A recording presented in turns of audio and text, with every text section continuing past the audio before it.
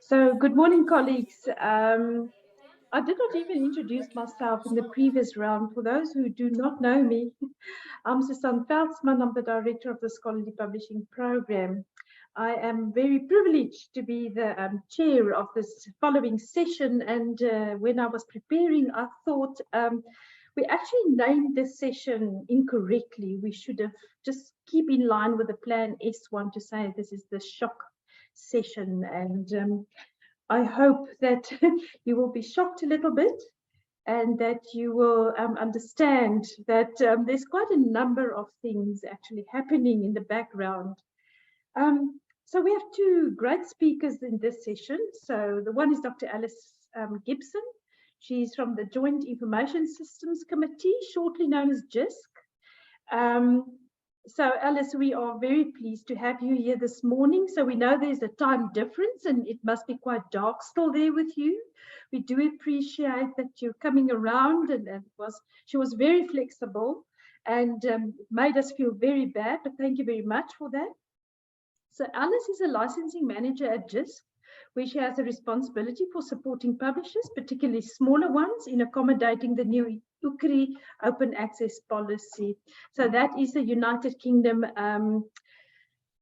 research and innovation organization, but we will definitely hear more. And she's also a researcher and working in environmental philosophy and serves then on many other committees, etc. So very welcome. And then, of course, Dr. Nosipho Ngomezulu from Wits University, who will share some incredible ideas about audio publishing as a second speaker. And I really just hope you've got your seatbelts fastened for this session. I must say, when Alice approached us with a lot of questions, we thought, oh, what's going on here? What are we missing? And I must admit, in our discussions with Alice, I also said in South Africa, Plan S, we view it actually with quite a lot of apprehension, so to speak. You know, we think things are happening in Europe and it would not affect us.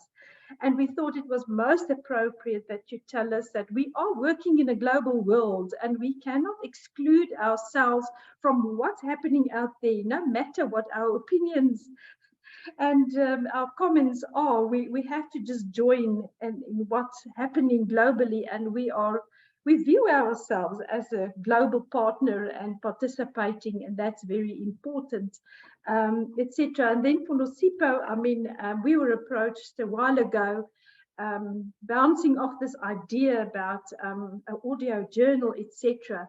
So this is very interesting. And again, I'm going to refer to our institutional review, where there was actually a remark to say we have to look at other modes of delivering our research output. So I think this is very prompt and very apt for our discussion this morning. But Alice, then without more to do, then please, can I hand over to you to take over, and welcome to share your screen. And over to you. Thank you.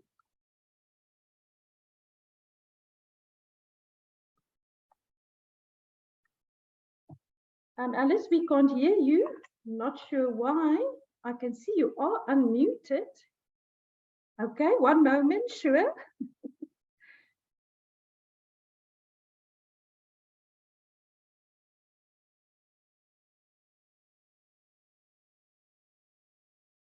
Hi there, I'm sorry about that. I lost the screen when I shared my screen. Can you see my screen and hear me okay? Absolutely perfect, and we can hear you well. Thank you. Over to you, and most welcome. Thank you very much for having me. It's lovely to be here. Sorry about the little technical issue there. And I think I just sort of wanted to highlight the kind of global nature of the repercussions of Plan S, really. So that's kind of what I'm hoping to do. This is just a short overview, so hopefully it can kind of capture some of the things that are on people's minds. So this is in relation to Plan S and its implications for journals. Let's just see if I can. So Plan S, it was launched in September 2018, and the ambition was to try and move from open access open access publishing, which takes a little bit of a time. It has an embargo, or it has a delay before it's going to be open access, and trying to make the work open access more quickly, so on publication really. So the goal was to make open access immediate and to encourage authors to retain ownership of their rights. So I'm going to be talking about UKRI and I'm going to be talking about Plan S. So there's kind of a multifaceted approach going on from Coalition S, who are the consortium of funders who have gathered together to try to push things into this direction. So frustrated at the time it was going to take for publishers' business models to change so that more authors could share their work on publication, funders making up Plan S, Coalition S, who designed Plan S, resolved to no longer pay for open access in hybrid journals. So this is what they were doing on the side of publishing and publishers, as opposed to authors who are writing. So there are two exceptions to this, and this is they're no longer going to pay if it's not for work that's going to be in a fully open access journal. So works that are able to demonstrate that the journal is trying to make a transition from hybrid, meaning that you can publish both behind a paywall and you can publish immediately open access on the website, to making sure that all of the journals within all of the articles within a journal are going to be open access in the future. So the two exceptions where, I mean, they give grants to universities in the UK. So this guidance is not only for publishers, it's also for universities who are in receipt of grants to say how they can use their grants. So what they were saying is that they would be able to make use of their grants if it was to pay for transitional agreements or transitional journals. So transformative agreements, as Susan mentioned, I'm working at JISC at the moment. So what JISC are doing is they're negotiating on the sector's behalf to create transformative agreements that institutions can sign up to. So the idea behind these is that the costs are shifting from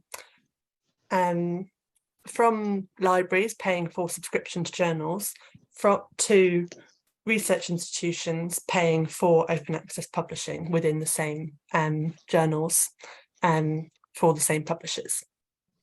So that's what we're doing on the side of transformative agreements. And then on the side of transformative journals, we have a list where we keep tabs of all of the journals that fulfill the Coalition S criteria. So when I mentioned previously, we've got transformative agreements and we've got transitional journals. We try and make it as easy for the sector as possible to see what qualifies. So in the case of the latter, with the transformative journals, we keep a list which tabs everything that fulfills the criteria that Coalition S requests, so that people looking after those funds are able to check whether or not they're able to use their funding for that. So I've mentioned the publishers side of things in order to make this transition a bit faster towards immediate open access. And on the publishers, on the authors side of things, they encouraged what's called the rights retention strategy. So what this is it's something that Coalition S now require all authors who are funded by Coalition S funders, when they're submitting to journals, to let the journal know that they intend to share their accepted manuscript under a CC BY license. So they've given some set wording, and the set wording goes as seen on the screen. So all submissions of original research to peer-reviewed journals must contain the following statement. This research was funded in whole or in part by the Wellcome Trust. In the case of the Wellcome Trust, they're one of the funders. For the purpose of open access, the author has applied a CC BY public copyright license to any accepted manuscript version arising from the submission.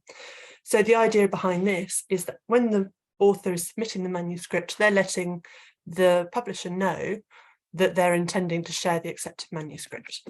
And it's called rights retention because it's to try and prevent authors from signing away the copyright that they have on the accepted version in subsequent contracts with publishers once works have been accepted. So it's kind of a consciousness raising exercise on behalf of authors, as well as adjusting that communication that happens between authors and publishers when the work is being submitted. So in terms of UKRI is the UK research collection of research councils they had an open access policy review. In the UK, we had a REF exercise, which was delayed due to COVID, and in turn, the UKRI open access policy was delayed to wait for the REF submission process to be completed. So once the UKRI open access policy was reviewed and it had been reassessed, the new policy came into effect. It was announced last year and it came into effect in April. So what JISC have done is they've got a team together of people in the same role as me, and we're trying to make sure that publishers are, as Susan mentioned, I've contacted her as part of this work, trying to make sure that work that was published by authors funded by UKRI in the past are able to publish in a compliant route in the future into the journals that they've been publishing in the past. So there's two routes with this policy. There's route one, which is more focused on the publisher's website and web pages, and there's route two, which is more focused on repositories and tends to be accepted manuscripts. So route one allows the version of record, the final PDF, to be available immediately on a journal's website, and this needs to use a CC BY license, whereas route two, it's very similar in my eyes to the rights retention strategy, which Coalition S formulated, and it's very aligned with it. And it's to ensure that publishers make it clear to authors that they are able to publish their work on an institutional repository or a subject repository without an embargo when it's been published on the platform, the website, the journal's website, again with the CC BY license. So I've actually just covered this one. So UKRI's route two sets out to achieve the same goals as the rights retention strategy from Plan S. So unlike with the rights retention strategy where authors are in dialogue with publishers, for route two, just negotiate wording. We negotiate, apologies, for the sector as a whole by asking for anyone that is publishing a journal which UKRI funded authors have been publishing with in the past to include this wording, which is also to allow on publication with a CC BY license, the accepted manuscript to be shared on an institutional repository. And what we do is we ask for this set wording to be put on the open access policy website, policy pages of a journal or publisher's website. So this means that when an author is looking at where they're permitted to submit, they can see that this aligns with the rights retention strategy, or aligns with their the requirements of them if they're funded by UKRI to share their work on publication. So these are sort of some of the efforts that have been going on in response to Plan S. There's been the Plan S announcement in 2018, and then there's been the development of transitional agreements, transitional journals that are also being listed by JISC, and as I've kind of tried to give a sense of, there's been concerted effort from all sides. So it's a range of stakeholders. There's policymakers, authors, negotiators, librarians, and research professionals. Some institutions have also incorporated the rights retention strategy into their open access policies. And as of November, so this month, 91% of all of the UKRI funded articles and 88% of all of the journals that JISC contacted to ensure that they're going to be complying with the open access policy going forwards are now eligible for use of open access funds. And as mentioned, journals are now significantly more likely to allow for the immediate circulation of articles on their websites or in repositories, with more generous licensing terms. So CC BY has been much more normalised. And this wouldn't have been the case on the same scale without the policy shifts initiated by Plan S and UKRI. And I think I've run to the end of my time, so I'll stop there. Thank you very much. Thank you, Alice. Yes, so colleagues, really, it sounds very plain and simple. And as Alice has said, we were approached to find out whether the journals on specifically the CELA South Africa platform, whether they do comply to tap into or to plug into the UKRI open access policy. So we have gone through a process whereby the manager of the CLS South Africa database and her team has gone through all the policies of journals on the CLS South Africa platform. She has just notified me that there are still 5 journals, and it's because of technical issues and small things that have to be changed into their policies that will make us align with the UKRI policy, open access policy as such. So I think that's very important because as Alice has indicated, those researchers are being financially supported to publish in open access journals, and that there are certain rules and criteria to which the authors have to comply with and make sure that the journals they publish in actually also comply with. So it's that in that regard that I think this is quite serious, and that we have to pay attention to the fact that we are global players and that we are sort of together in this whole story. So another thing that it indicates to me is that there's quite a bit of collaboration going on, and that it's in collaborations and where authors co-publish on certain things that this is actually getting very important. I am going to allow for some questions now. I think it's appropriate because we're going to shift gears when Nosipho is going to speak to us. Professor Majosi, I see you have raised your hand. Please proceed. Yes, thanks, Suzanne, and thanks, Alice, for that great presentation. I just want to know what fraction of active scientists in the UK are funded under UKRI, and I'm asking this question because the biggest hurdle with open access is funding. There is a lot of money that must go into this, which makes it very less attractive for academics, particularly emerging scholars. So I just want to know what fraction of scholars are we talking about here, and how would that translate to an environment like ours in South Africa? Thank you. I'm afraid that I'm not sure of statistics off the top of my head, but the proportion, I'm a humanities scholar, so actually some of the changes that are happening, they tend to be more fun. There's more funding going towards the sciences, and some of the effects are actually trickling down to have positive effects for early career researchers. So because I'm not affiliated with an institution, I don't have access to a pot of funding. But one of the changes that's happened, I'm not affiliated with an institution at the moment, so I can't benefit from this, but it is beneficial to other people in my situation who are affiliated with institutions. These transition agreements, which are negotiated on behalf of universities to make sure that more people can publish their work open access for a publisher.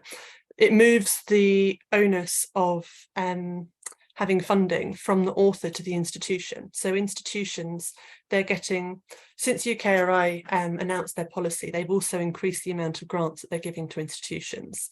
And the transitional agreements also increase the amount of authors who can make use of them. So if I were, for instance, affiliated with a university who had signed up to a transformative, apologies, I keep interrelating them, TAs, transitional agreements, that would mean that even though I wasn't personally funded by UKRI, because my institution had paid to be part of a transitional agreement, they would be able to publish. So I see it as a very beneficial thing in that regard, opening up more open access opportunities for authors. I think that was one of the good things about there being the delay between UKRI undertaking the review and announcing their policy. There was an increase in publishing during COVID, so they were able to account for the faster pace of publishing that was kind of initiated by lockdown, and they gave higher grants to institutions as a result. I think I only answered a couple of aspects of your question. I'm sorry, I hope that's answered to some degree. Apologies, I can't think of that. There's more funding for scientists is one thing that's quite pronounced. No, I think you've adequately funded that. So in a situation where a scientist is not directly funded by UKRI, but the institution where the academic happens to be is funded by UKRI, then there will be support from the institution. That's what you're saying. That's right. For the author, yeah, which makes sense. Okay, then in that case, that formula, that model might work. It's just I don't know how that would translate to our situation in South Africa. Yes, okay, that's the aspect that I've not responded to. I'm sorry, I don't know enough about the landscape in South Africa to be able to answer that one. But one thing to flag, which I have noticed from this, is I think that there also needs to be sort of funding for those people that are caught between the gaps. So when you're unable to be affiliated to an institution, that's one thing that I don't think we've quite captured in the UK yet. In order to support those authors, just to flag that as well. Okay, no, thanks. Thanks, Alice. Thank you. Thank you, Alice. Thank you, Prof. Sheldon, over to you for a question. Yeah, thanks very much, Alice, for your presentation. This is really just a comment to provide a little bit of local context from the point of view of the journal that I edit. I edit the African Journal of Marine Science. It is co-published by NSEF in South Africa and Taylor and Francis globally. And it is a hybrid journal. And what we are starting to see is, and in terms of the geographic profile of the authorship, about a third of the articles are published by South African authors and about 2/3 from elsewhere on the continent, or by international authors conducting their research elsewhere on, sorry, when I say international, I mean developed world authors conducting their research elsewhere on the African continent.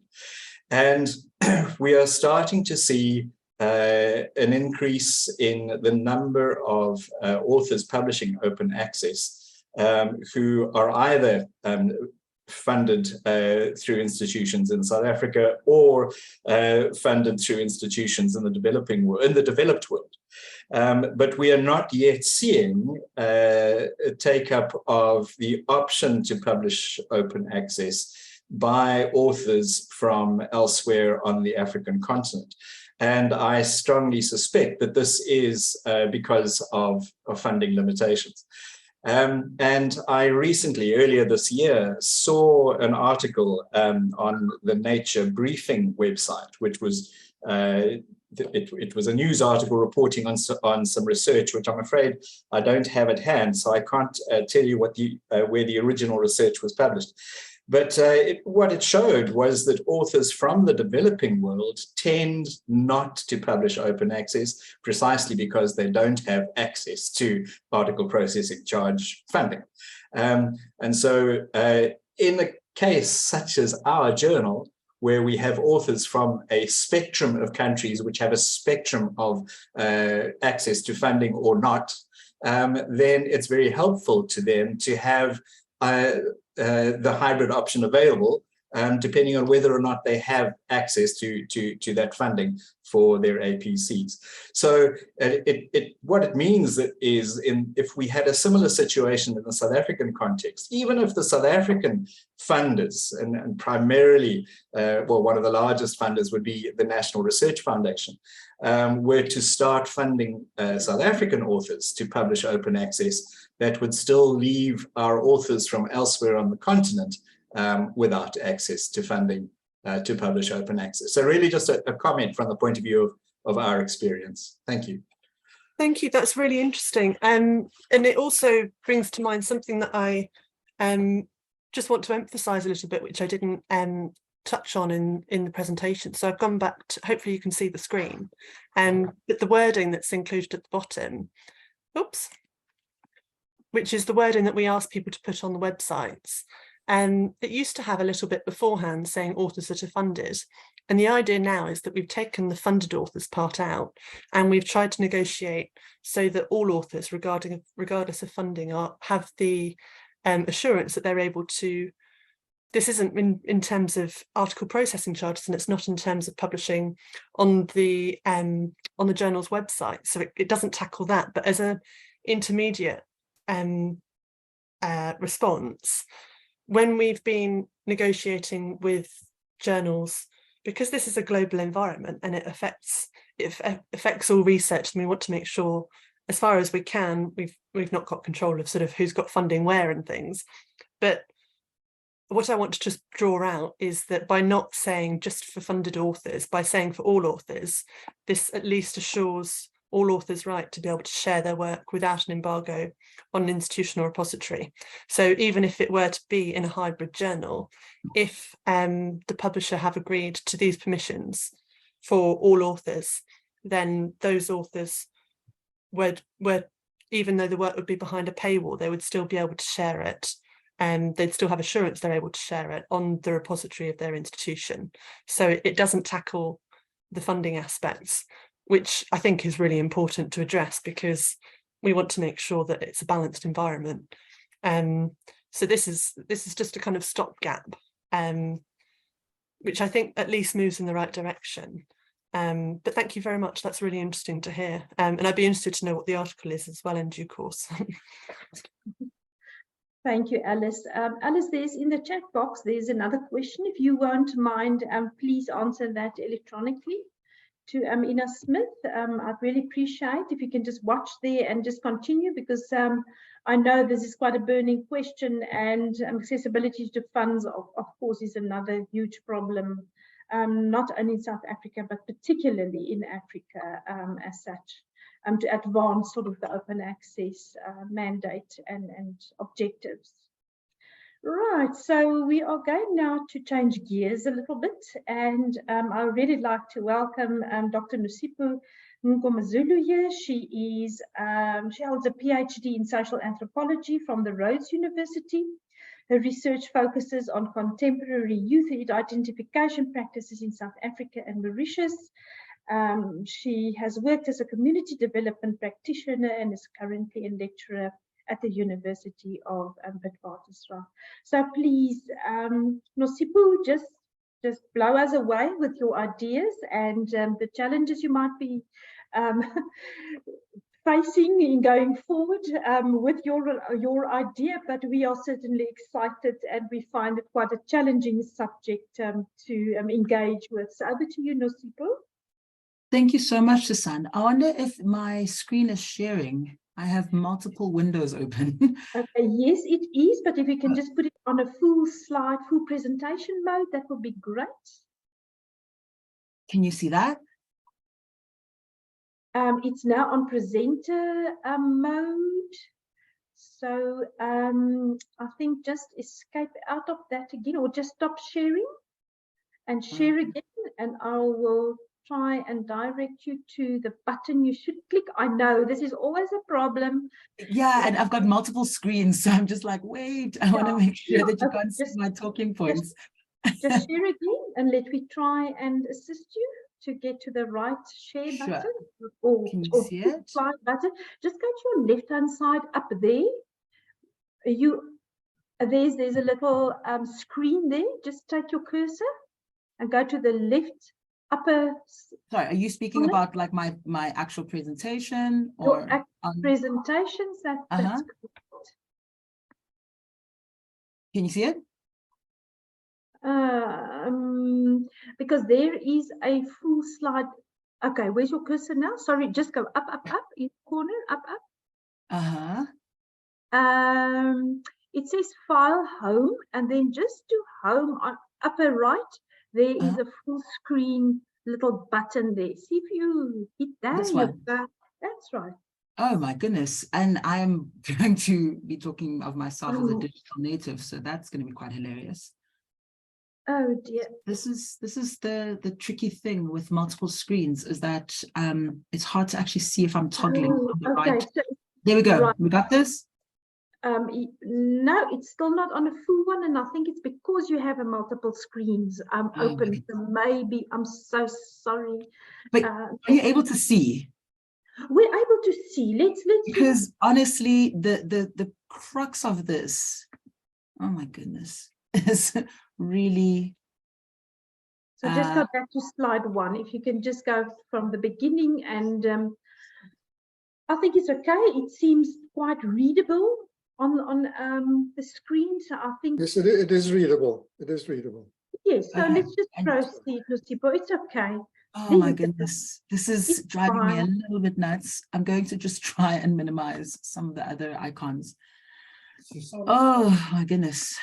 Don't worry, Nosipo. We Nosipo. can see if you can just continue then with your slideshow. It's Okay. fine. Yeah. I'm going to do my best to make sure that, I'm so sorry about this. I'm just going to go on and speak, and you know what, the images and such are available. I can also upload those because I want to tell you a story, and I'd really like to not eat too much into the 15 minutes. Can I go ahead? Yes, please proceed. Okay, brilliant. So here's my little story. So I started working in community radio about 16 years ago, and there I was marrying my love for debating and theatre. And in this love of radio, I saw it as a really democratic medium available for us to share ideas. FM radio has low barrier to entry, apology, for audiences with varying literacy levels. But also community radio offered me an opportunity to create a dialogue in real time between town and gown. It was there where I learned how to break with formalism of debating and begin to experiment with different forms of storytelling, particularly in South Africa, translanguaging, audience engagement, and the co-creation of knowledge. In community radio, my friends and I would oscillate from highly specialized conversations with subject experts as we encountered new ideas in our lecture halls. We'd be digging in record crates and CD libraries to remix sounds from world music to online audio, creating bizarre sonicscapes, producing jingles, producing adverts, and really playing around with what the sonic could do. With the advent of social media giants, WhatsApp and Facebook, we galvanized around issues on and off air in a way that only digital natives can only do. Mark Prinsky's work has identified my generation, I guess, the elder millennial, the Generation Y millennial, as being deeply informed by the internet. It informs our linguistic repertoires, our epistemic frameworks, and it makes sense that my peers and I, when we became academics, we had a very different orientation to how knowledge is produced in terms of form and content, and also how it's disseminated in a world we understand to be profoundly shaped by online engagements. So we'd be chatting on we'd be talking on forums about what was then called audio blogs. And the terrain in the early 2000s was very much like campus radio. It was experimental, it was DIY, it was creating a genre and register for expression online. Podcast platforms like Google Podcast, Spotify, Apple Podcast, and SoundCloud, they really have understood this market, and they've quickly set the framework for how to professionalize audio blogs into what we call podcasts today. I'm just gonna just skip over this part because I think I want to talk a little bit about how the first examples of print publication to produce an audio podcast to supplement its printed content was the international scientific journal Nature in 2005. It would take a while for other academic publishers to cotton on to what popular or traditional print media had already learned in the 2010s, that this technology was not a threat to print, but a strategy to reimagine it in conversation with other medias. The academic publishing industry globally has embraced electronic publishing with its many advantages: easier access to academic works, faster publication, open access, much cheaper distribution. But I'm also acutely aware that academic publishing as an industry is still reticent about the possibilities of audio publishing. And I think the previous presentation already highlighted some of those questions. And I think in part it has to do with how universities incentivize research outputs, how impact and citation indexes work, and how scholarship veracity and prestige are maintained in academia. Oh, and also money. Let's not forget money. Today, I want to share with you what Professor Ikani and I have experienced with audio publishing as a complement and expansion to to online publishing. Our podcast, The Academic Citizen, was born during the 2015-2016 moment in South African higher education, during FISMA's fall, where we were at once kind of enwrapped, I guess, to the spectacle of protest. But also, one of the things that we realized in doing this podcast is that we needed to find a way to think with researchers and students about the implications of what decolonizing university actually meant for institutional cultures, for pedagogy, for research practice, and for research outputs. I really wish I could toggle to the other slide so you can see the pictures, but I think because we only got 15 minutes, I'd like to just get to the heart of this information, if you will excuse me on that. With the support from the Academic Staff Association, ASAU at WITS, and now with the South African Research Chair in Science Communication, the academic citizen we imagined would be someone who sees their work in higher education as a public project, both in terms of being partially funded by taxpayer money and also in terms of the contributions they wish to make to the world around them. The Academic Citizen podcast helps us address the academic citizen in 4 main ways. One, we are creating a space for interdisciplinary exchange. Thank you so much, Mabodi. We're on slide 4, thank God.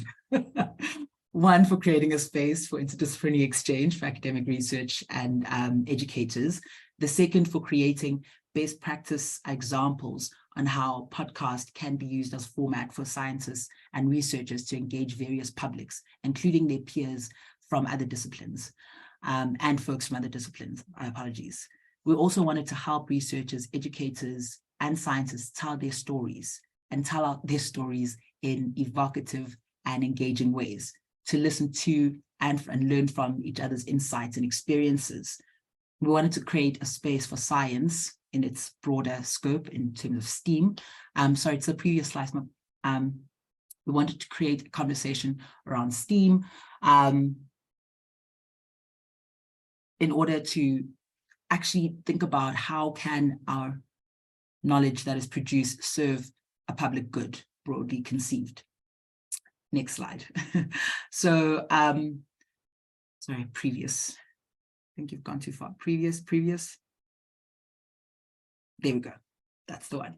So this quote from Shoshona Zuboff, I think, is really important to help us contextualize this domain that we're engaging with when we're thinking about audio publishing.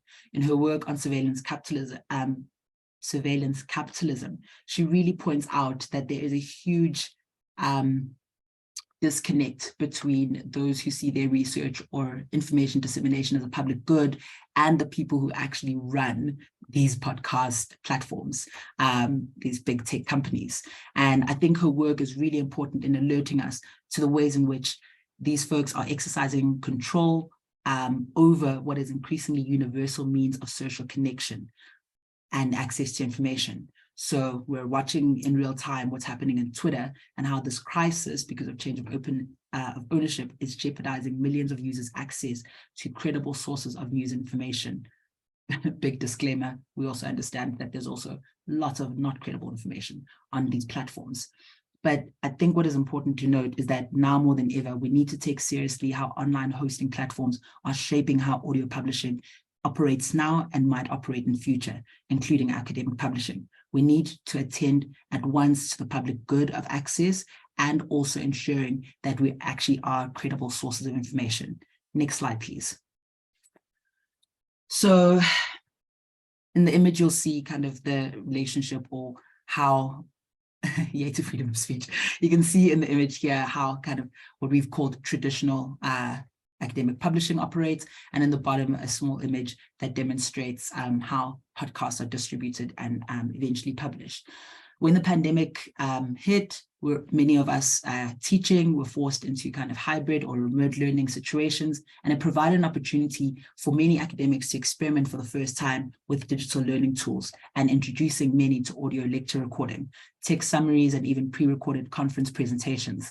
This has been a positive first step. However, academic podcasting is not quite text to audio or simply reading a paper out loud. AI technology is much better doing that than us. Academic podcasting is first and foremost the communication of scholarly knowledge through the digital medium of podcasting. And this can take many forms. This can be the form of interview podcasts focusing on expert analysis. It could be conversational podcasts. like panels and roundtables, it can be monologues, investigative, it can be genre bending, my favorite kind, in experimental sonic forms. The Academic Citizen podcast has merged both the conversational interview style with monologue forms. And with a team of just 4 people, we share the roles of researcher, interviewer, scripter, narrator, fact checker, sound editor, publisher, marketer. We're doing a lot. And in 6 seasons, we've spoken to 78 academics covering 24 disciplinary fields just in this season alone, with a reach of about 1,887 unique listeners across various platforms. In this season, which we made remotely in the most bizarre hybrid way. I based in the United States at the time, Mihita based in Stellenbosch, and our guests scattered across the globe.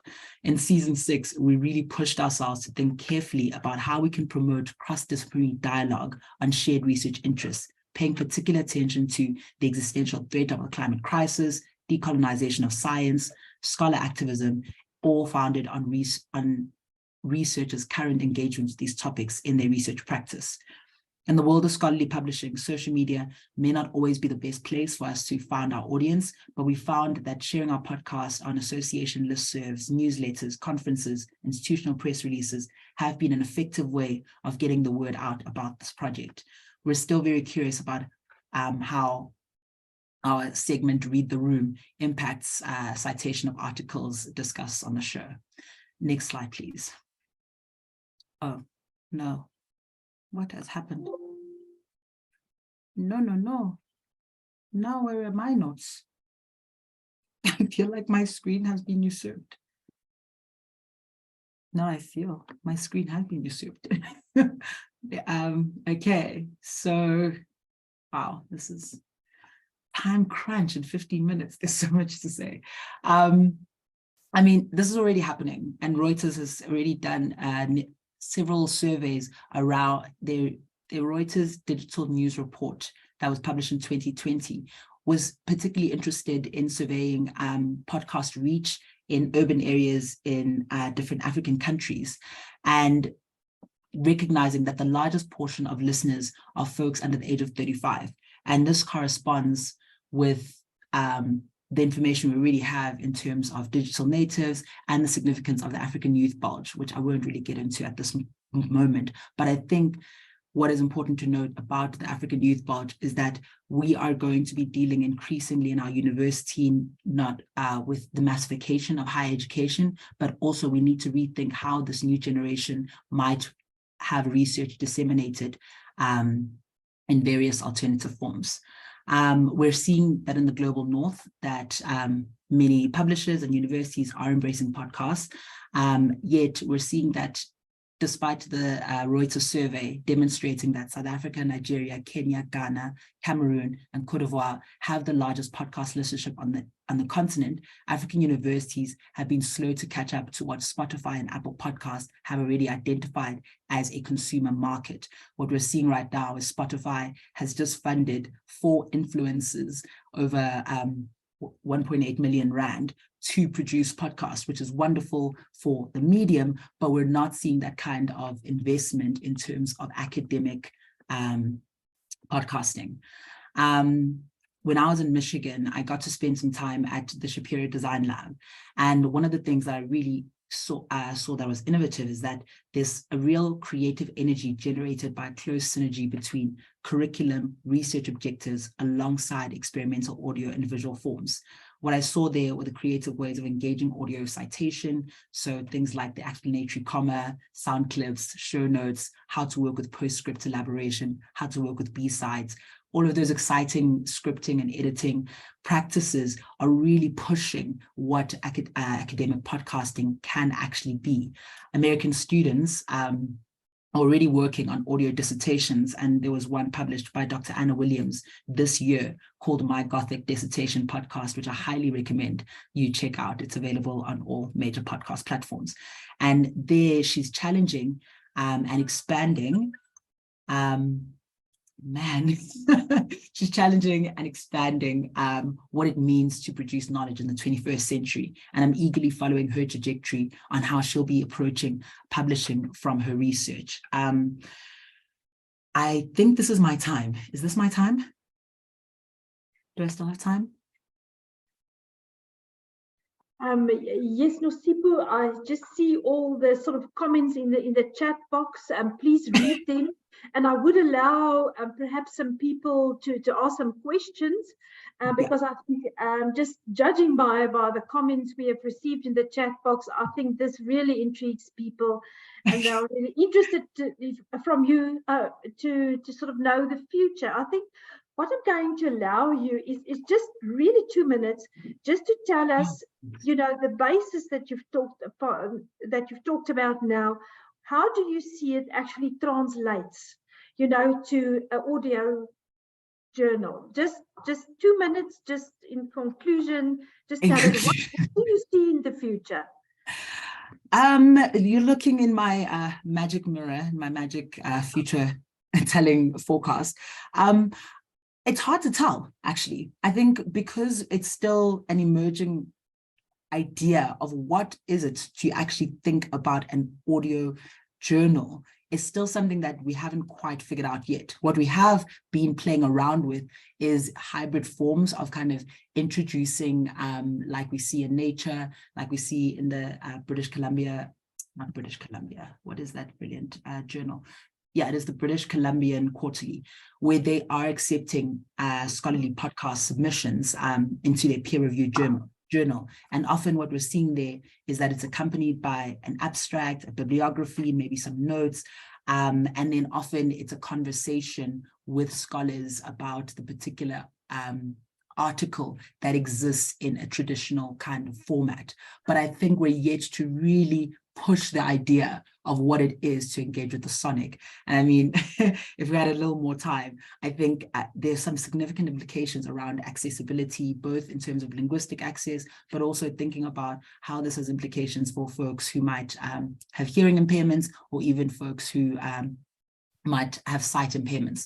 And so I think there is such rich potential in this field, and the people who are tapping into that potential are these major companies in Silicon Valley, but we're yet to kind of see this kind of uptake in local academic journals. And that's where I think the ideas that Mihita and I to kind of really engage with our practice as action research, to start exploring these questions in a more systematic way, to try and figure out what are these possibilities and how are they actually shaping up. And one of the big things that we want to start doing is helping other researchers develop their own podcasts, because I think that when we start supporting other scholars across STEAM fields, think with audio publishing, we're going to start seeing how this genre it takes shape in our context. I think that, is that 2 minutes? That's very good. Thank you, Nosipho. Again, you must please check the chat box. There are many positive comments and exciting comments about this project. Just want to mention that next year we will working together with Nosipho and with the rest of the members in CREST in this space, just to experiment a little bit what's going on and to see what does it mean. So we hope that we'll have exciting news next year. I just see people are very interested. Editors, if you are interested to participate in some sort of short study, we would like to experiment with this idea. Yes, so please do let us have your names, etc., and then we certainly can put up a group where we will probe into this very exciting sort of notion of audio and journals, etc. We are also holding our hearts, like you are holding your hearts. Not uncertain what it actually might mean, but certainly we would like to experiment and come up with some recommendations that could support this whole idea. So thank you very much. I will allow for one more question. Is there? I've seen again all the hands up for participation. So thank you. We are certainly recording all the comments in the chat boxes as well. So we've got your names. Thank you. Is there one question for Nosipho before I actually hand over to my next chair of the next session? I mean, while you're looking for a hand, I just see here a comment from Rebecca.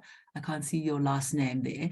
And I really, the question is around the large technical hill for editors to figure out how to make podcasts. And I think this is where, you know, audio nerds like Mahita and I were like, please call us. We would love to help, because the technicalities of how to actually produce a podcast, not that difficult. But I think what is really exciting are things like citational models, ensuring that people, you know, we can verify the kind of information that they're putting on their podcast, and also to tell these stories in compelling ways. That's really the part where we're trying to like work very closely with both scholars and publishers to try and see how we develop a vocabulary, especially in the African continent, that is consistent with our needs here.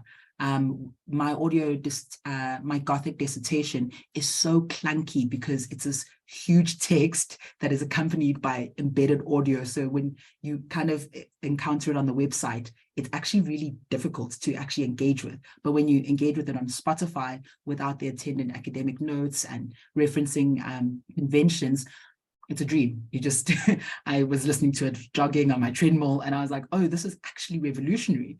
And, you know, I've got my first doctoral student who wants to work with podcasting. So I'll keep you all posted on the process on how we manage that, because the university has been very resistant and nervous that is this actual legitimate scholarship. And so I do think those questions are things that our action research is trying to really engage with and to take seriously as, you know, not just a gimmick and not just add tick and stir, but to really take seriously what these modalities can actually do in increasing and democratizing access to knowledge. Because please, fake news, we need actual verified research to be out in the world and understood by relevant audiences and publics. Thank you, Nosipho. That's my soapbox. It's fine. I think you got the traction, so I think that is great. It's really very interesting. So thank you very much to both our speakers, and even to engage with Alice as well. They have just, I can see this is also her field, so she's all getting excited there in the UK too. So just thank you very much to our two great speakers.